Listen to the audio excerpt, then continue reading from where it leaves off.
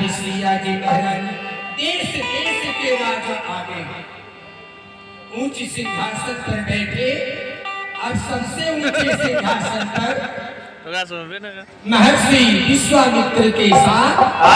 राम और लक्ष्मण बैठे। तो स्वामी जी ने लिखा है, उदित उदय गिरि मंच पर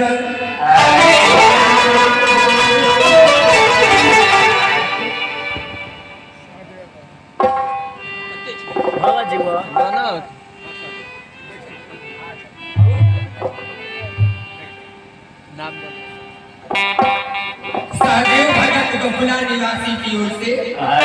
100 रुपये का राशि परमात्मा पूरे परिवार सदा सुखी रखे, आनंद रखे। भैया जिस मंच पर महर्षि विश्वामित्र के साथ राम लक्ष्मण थे, इसके बारे में बहुत सुंदर गोस्वामी जी ने लिखा है। उदित उदय गिरि मंच पर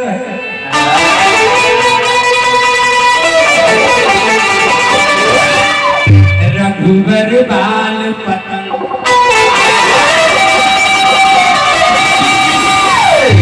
जिसे संत सरोज सब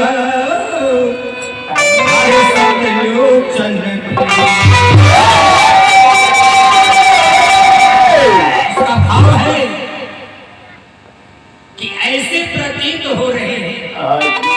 जैसे सबसे पहले पर्वत पर सूर्य उदय हो जाता और सूर्य उदय होने से जिस तरह उलुआ छिप जाता है, कमल फूल जाता है, उसी तरह जितने करने वाले राजे थे सब छुपने लगे। इधर किशोरी जी मैया पार्वती के दरबार में एक माला लेके खड़ा रहे, एक माला लेने खड़ा रहे लो, आंख बंद के ले लो, मन में राम चले, माला गिर गए, मूर्ति मुस्का गई पार्वती की, लेकिन सीता जी के दोस्त नहीं चले। गोस्वामी जी कह रहे हो कि बिने प्रेम बस खरा आनी माल मूर्ति हाथ से माला गिरकर पार्वती के गले में पड़ गया, लेकिन सीता की स्तुति नहीं है। सीता का चित्त परमात्मा राम पर था और पार्वती हंसकर कहती है, अब बैठ जाओ गोस्वामी जी, कह लो गोस्वामी जी लिख लो, कह लो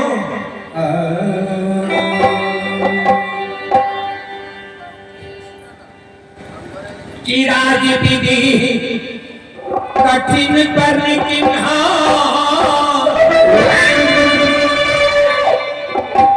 अरे शिव धनुहा धरवाया है।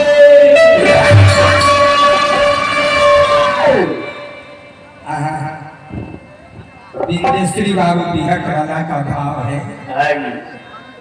कहते हैं कि राज विधि कठिन पर किन्हा, शिव धनुहा धरवाया है। देश देश की वीर भूप आए, अरे देश देश के वीर भूप आए, सभा लगाकर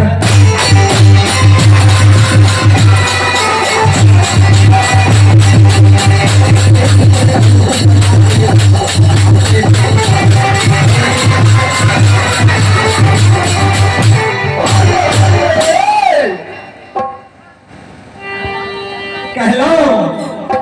कि तिर भर धनुहा हिले न डोले, भूप भी सवे शर्माया है। तिल भर धनुहा हिले न डोले सारे भूप शर्माया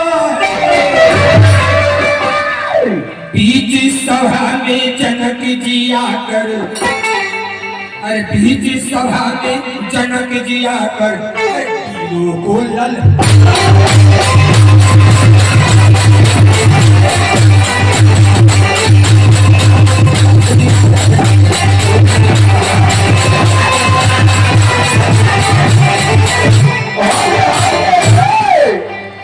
अरे अपने घर को जाए वीर लोग जो आए हैं आज मुझे यह ज्ञात हुआ है आज मुझे यह ज्ञात हुआ है अपनी वीरों से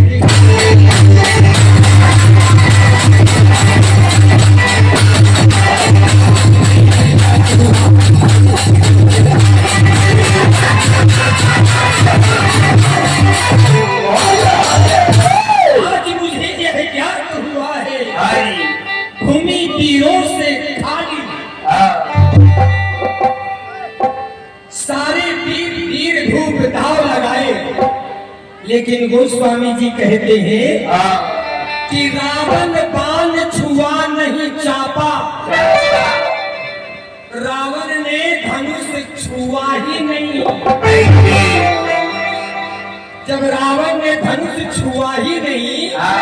तो आया था क्यों भैया ये कथा बताओ नए वाल्मीकि रामायण में रामचरितमानस ये कथा पद्म पुराण में भजन गाने के लिए कथा पढ़ना पड़ेगा कहा कह लो भैया रावण एक दिन पहले आयो तो जब सब राजा खा पी कर सो गए रावण चुरा के चुटके से पिनाक धनुष के लगे गेलो आधी रात में अजमा कर देखल कि उठे छै कि नहीं उठे जेना उठावे गेलो धरती माता कर्ष के पकड़ लेलो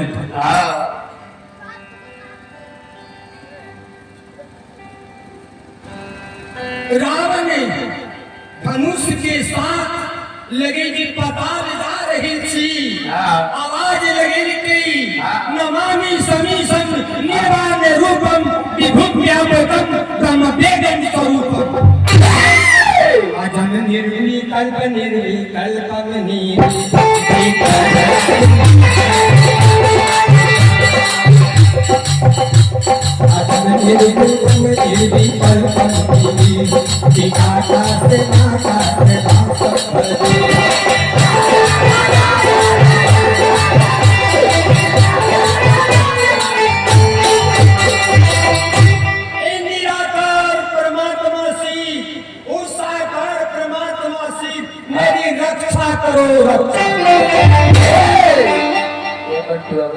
बाबा प्रकट हो गए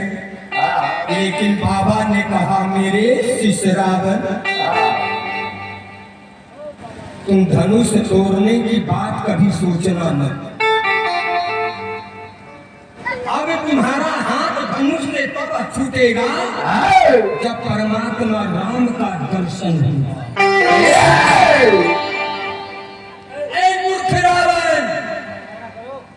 तुझे पता नहीं है मेरा वरदान है पिनाक को कि त्रेता युग में जब रामाय अवतार होगा तो ठाकुर परमात्मा राम के उत्थान से पिनाक का उद्धार होना है करने आया तुम्हारा बाप का क्या लगता है करने चलाया लंका से बाबा ने कहा परमात्मा जरा दर्शन दे दीजिए चिरवा का आधी रात में परमात्मा राम प्रकट हुए बच गया इसलिए एक पल होकर के रावण ने धनुष नहीं छुआ, तो स्वामी जी ने लिखा रावण बाण छुआ नहीं, लेकिन रावण ने खेल कर दिया। रावण ने देखा जब हमसे न धनुष टूटे किसी से न टूटे।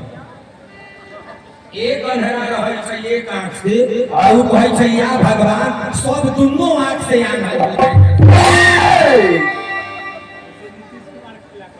कहा ए राहु को बुलाया आधी रात में, और राहु को कहा कि तू धनुष पर बैठा है। पंडित जी से पूछ लीजिएगा, राहु काल में कोई शुभ काम नहीं होता है, और भूल कर भी राहु काल में कोई कार्य मत करना। राहु को बैठा है। राहु ने कहा सरकार कि कब तक बैठे रहेंगे, धनुष टूटेंगे, भी कहाँ उड़ कर जाएंगे कोई पता नहीं। रावण ने कहा एक काम करो, जब राजा जनक घोषणा कर दे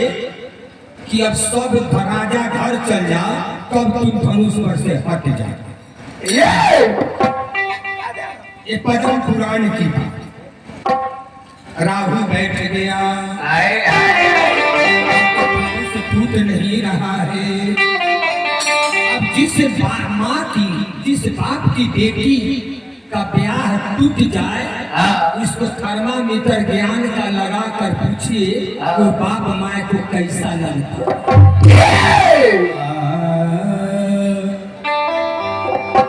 अरे ऊंची